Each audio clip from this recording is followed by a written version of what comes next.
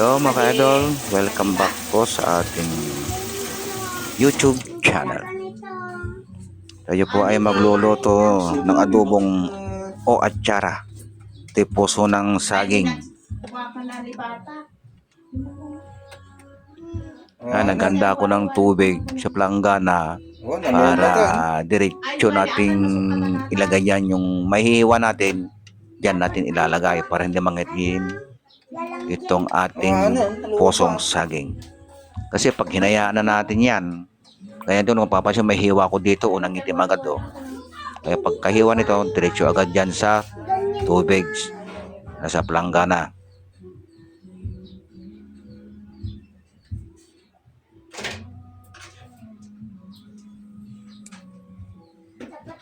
At nahanap ko pa yung aking sangkalan na isa, pero ito lang plastic aking gamitin, hindi ko makita yon kasi magmamansya itong plastic wala yung kahoy.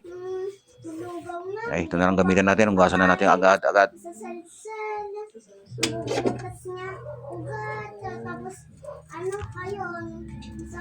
Una, tanggalin natin itong pinakatampos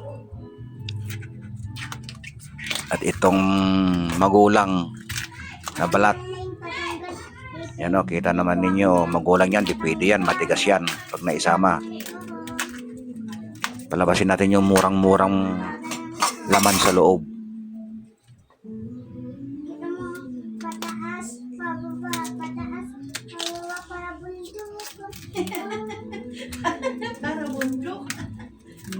Ang pusong ito ay bali 2 araw ko bago ito gulayin, kasi pag unang araw masyadong madagta ito.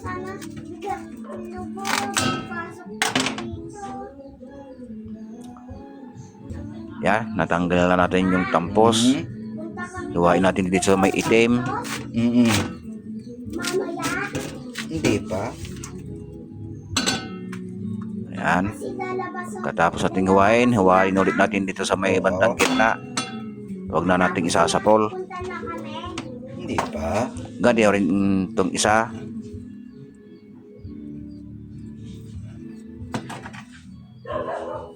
Yan, ipisto muna natin maigi para shoot sa planggana. Yan, hiwain na yan. Ganito o. Kikita naman ninyo pagkahiwa diretso sa planggana para bawas itim. Kung hindi mo gawin ito, ay asahan nyo maitim ang puso ang saging. Yan, dinagdagan ko pa ng tubig. Kulang yung tubig na aking nilagay. Yan, diretso lang tayo sa paghiwa hanggang matapos. Dandahan lang ako dito dahil baka pati daliri ko maisahog. Libreng sahog na yan. Ayan.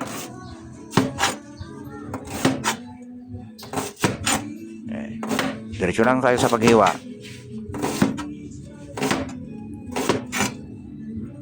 Tinuman yung tubig o. Kakaiba ang kulay.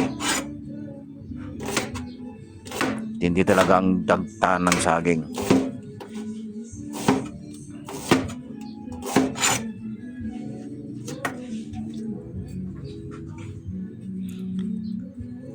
Ang luto pala nito ay atsara o kaya adobo. Adobong puso ng saging na pabitin-bitin. Yan. Yan. Bikain ulit natin sa gitna. Para madaling maghiwa. Hiwain, ganito. Ganyan lang, ganyan. Yan, nagpaulit-ulit na ako.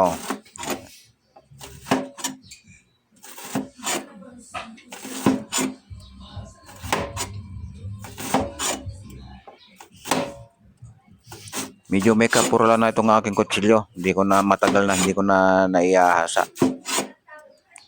Kaya medyo parang hindi na tumatalab. Yan. Sa mga gustong ganitong klase ng luto, sundan nyo lang itong aking gagawin. Lalo yung mahilig sa puso pusong malambot at pusong matigas.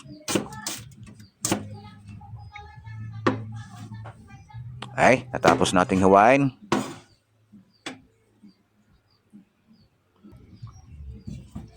Tingnan itong pinagsangkaran kong plastic o pakat yung mancha ng saging, maitim. Yan, pigay-pigay na natin muna konti. Hanguin sa tubig. Diretso sa kawali. Mapapansin nyo, maitim na agad itong tubig na pinagbabaran. Yan, tapon natin. Unang hugas. Pangalawang hugas. Lagyan natin ito ng asin at suka.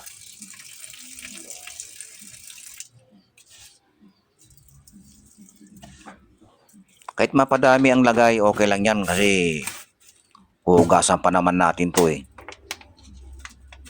Para mawala lang yung pakla. Ito na, nagyan ko ng suka. Hindi naman ganong kadamihan.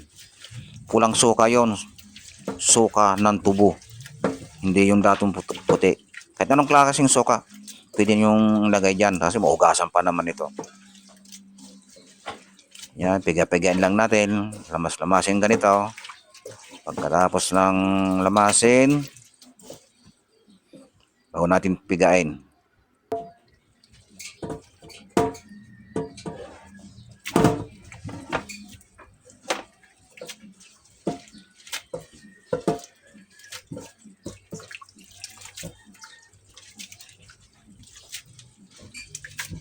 Kagandahan kasi pag may asin at suka, lalambot na yung puso eh.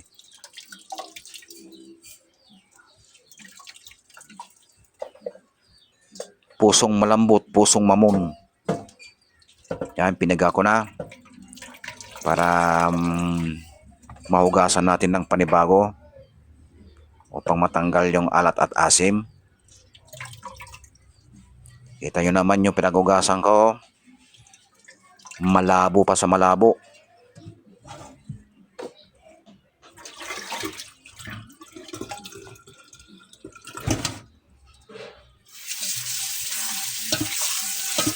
Ayan, hugasan na natin. Babalawan na natin itong kawali. Ayan. Sunod natin itong pinigang puso.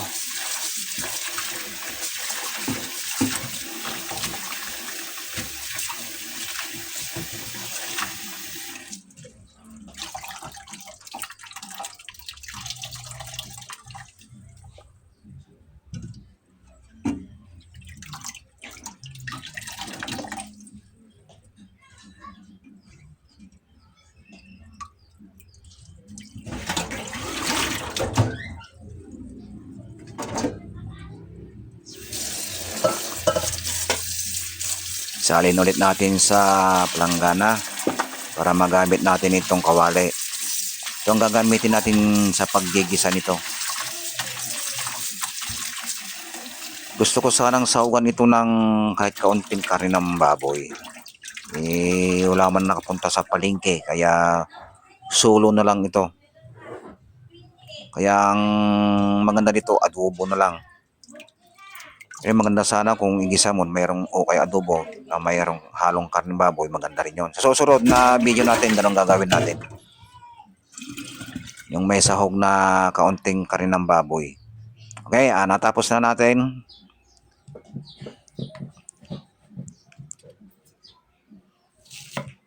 Ang isunod naman natin ngayon ay maghiwa ng sibuyas. Ito, natanggalan ko na ng balat. Naka-preparasyon na rin ang aking mga gagamitin. Wala, mapupuro lang yung mga kutsilyo, mga ka-idol. Pasensya na. Yung ganyan lang, hiwala natin ng pino.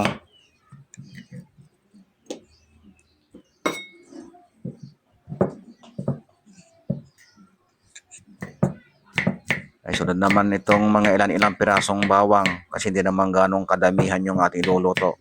Kung marami sana, marami din ang ricado. Pag kaunti din. Kasi masama naman yung mas nangingibabaw ang Ricardo. Nabubulol na ako mga idol. Pasensya na. Bulol na ako eh. Ayan. Kaya may sabi ko lang kasi kaya medyo nabubulol. Na may stroke ako. Kaya may yung dila ko medyo kumapal na.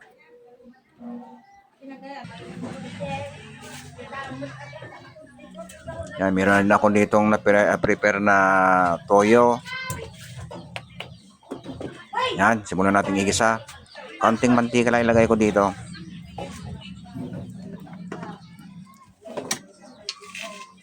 Para hindi naman tayo masyado sa mantika, mataba. Iwas bad cholesterol.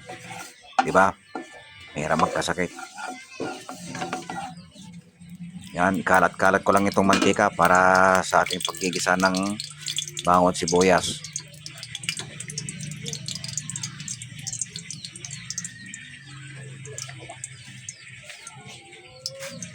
Takasan natin kaunti para mabilis maluto yung mantika. Minute. Para magkapagkisa na tayo. Yan, simulan natin ilagay itong Ricardo. Una, bawang. Siyempre, alam na natin yan. Ang sunod ay sibuyas. Yung mga nagigisang mga mahilig magluto, nagaya ko, alam na natin itong prosesong ito. Pero yung mga bata pa dyan na nagsisimulang magluto, panoorin nyo ito. Tama-tama sa inyo ito. Ay, dahil nagkulay brown na ang bawang, sundan natin itong sibuyas.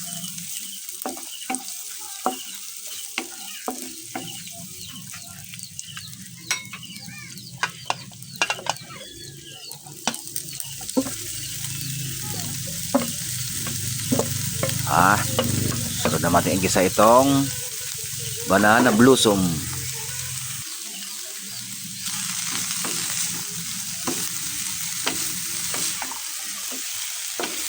Yung naman ninyo, kahit naibabad pa sa tubig, oh, maitim yung puso. Lalo kung yun naibabad yan. Ayan, halo-haloin lang natin para maigisa ng husto.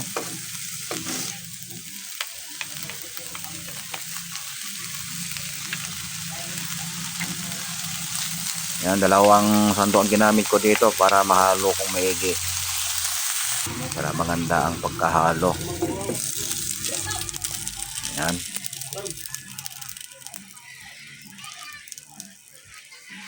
Takpan natin para ma-steam. Lumambot itong blossom banana. Banana blossom.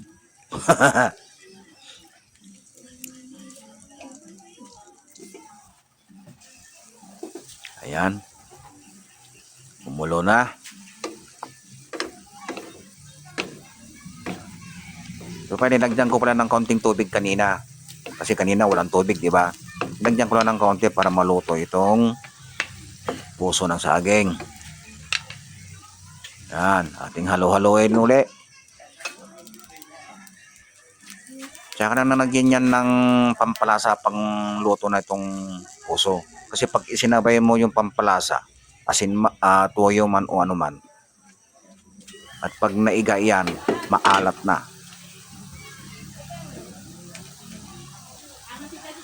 Kaya mas maganda magtimpla pag luto na ito. Pwede kayo maglagay din, konti lang, huwag lang dadamihan. Ay, mahirap ng, ayan, ito na. Lagyan ko na ng toyo. Haluin ko ulit para may mix yung toyo. Soy sauce.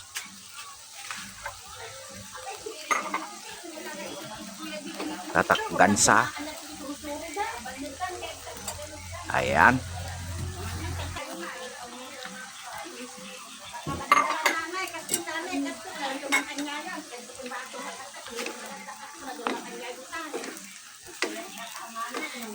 Lagyan ko rin ng isang kutsaritang asukal.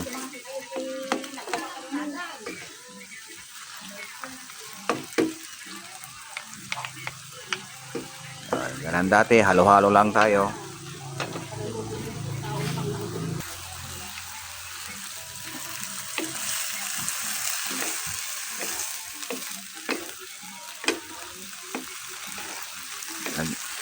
Yan din ulit ito natin mamaya ng kaunting suka. Dito ako magluto eh. Nag-adobo ako, may asukal, may suka. Pero hindi ako naglalagay ng bitchin. Masama kasi takantawan yung bitchin. Kaya kayong mahilig sa malalasa, wala kayo kung lagyan nyo din. Kanya-kanyang trip lang yan. Pero para sipyang kalusugan, asukal ang nilagay ko.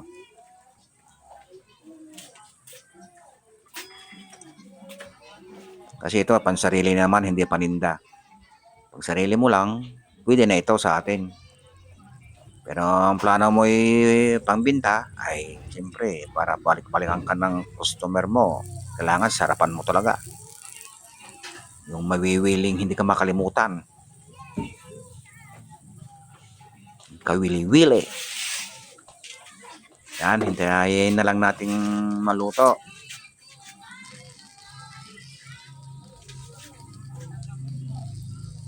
Huwag nating paigay na. Wala mawawala yan ng sabaw. Magtitira din tayo ng kaunting sabaw niya. Yan, nakanda na itong aking mangkok. Okay, tingnan natin, no? Parang nahiga pa nga yata.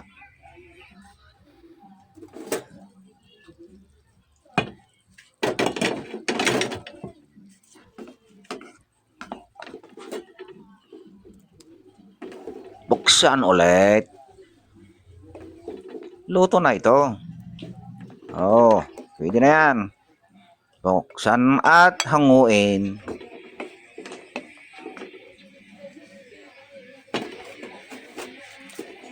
Mayroon lang isandok itong ginamit ko. Sandok kasi ito ng kanin. Hindi ko magilap yung sadyang pansandok dito. Yan, buhos na lang natin ganito. O sige, tak-tak mo. Ay, mga idol. Dahil natapos na ito yung magluto, dahalin na lang natin ito dun sa misa. O ito, di ba? Wow. Matitikman ka din kung ano ang lasa. Adobong puso ng saging, adobong banalam lusong. Ito na, mag-pray muna kami. Sa aming kagalingan at kalakasan. Amen. Okay na tayo. Ayan. Huwag tayo ng cherry stone.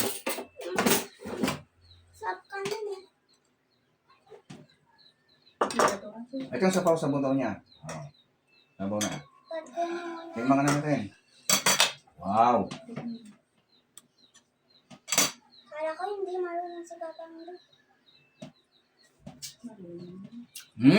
Pag vlog, marunong yan. Sarap. Gusto mo ang sabaw? Ano at yung konting tamis at konting asim. Gusto mo ang sabaw? At yung pusong saging na wala yung pakla. Mabait pala si Papa. Ano kayo? Kain tayo. Alam niya yung isip ko. Harap po.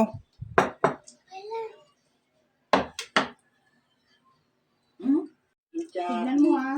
Ang tinik. Hindi ko makita. Ito na. Manonood na ulit tayo. At syempre, magmumukbang na naman tayo. Yum. Ito namang pies. Yum. Sarap! Nakatulugan ko na naman pala yung TV. Teka, nagugutom na naman ako. Good morning.